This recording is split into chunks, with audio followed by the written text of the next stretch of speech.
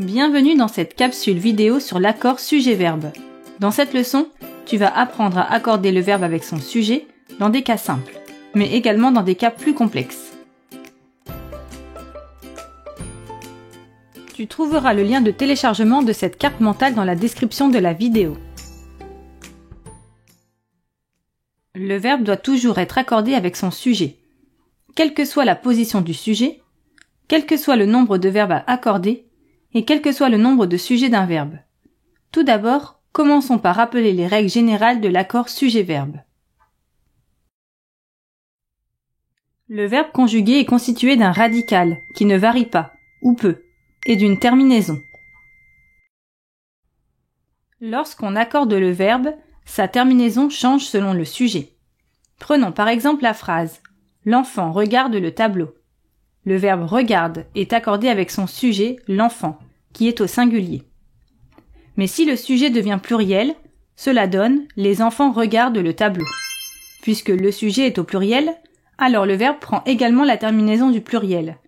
Petit rappel, lorsqu'il est au pluriel, un verbe se termine toujours par les lettres N, T. L'accord sujet-verbe doit toujours se faire, peu importe la position occupée par le sujet dans la phrase. Voyons cela ensemble. Le plus souvent, le sujet est placé avant le verbe. C'est le cas dans la phrase « Ce matin, les oiseaux chantent dans le jardin ». Nous repérons le verbe « chante ». Qui est-ce qui chante ? Ce sont les oiseaux. Ce groupe nominal est donc le sujet. Ici, il est placé avant le verbe. Puisque le sujet est au pluriel, le verbe porte également la terminaison du pluriel, ENT. Le sujet peut également être placé loin du verbe. C'est le cas dans la phrase « L'élève, calme et concentré sur sa leçon, écoute la maîtresse ».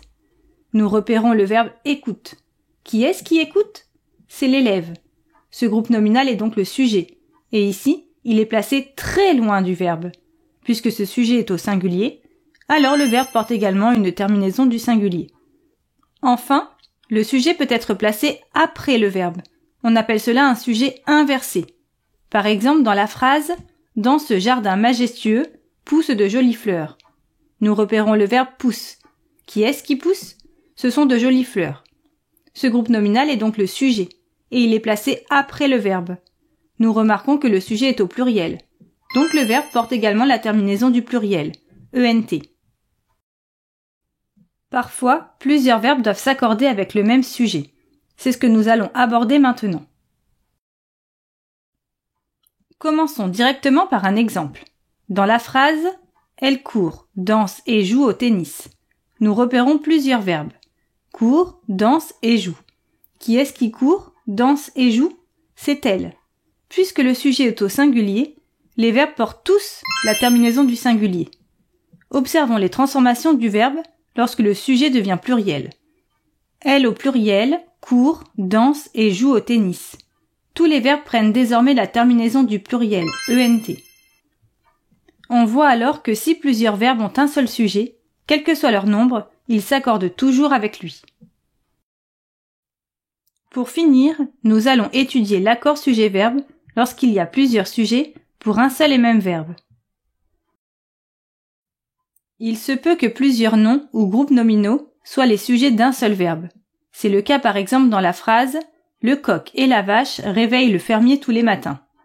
Qui est-ce qui réveille ? Ce sont le coq et la vache. Tous les deux sont sujets du verbe. Bien que chacun de ces groupes nominaux sujets soit au singulier, au total il y a deux sujets.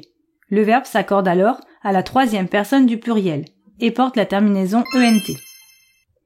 Il est également possible qu'un ou plusieurs noms ou groupes nominaux et le pronom « moi » soient les sujets d'un seul verbe. Prenons l'exemple de la phrase « Mon copain et moi habitons le même quartier ». Le verbe conjugué ici est « habitons ». Qui est-ce qui habite ? Ce sont « mon copain et moi ». Au total, il y a deux sujets.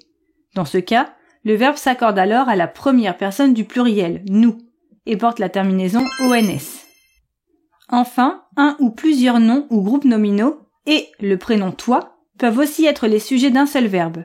Prenons l'exemple de la phrase « Ali, ta sœur et toi parlez couramment anglais ». Le verbe conjugué ici est « parler ». Qui est-ce qui parle ? Ce sont Ali ta sœur et toi. Au total, il y a 3 sujets. Dans ce cas, le verbe s'accorde alors à la deuxième personne du pluriel, vous, et porte la terminaison EZ.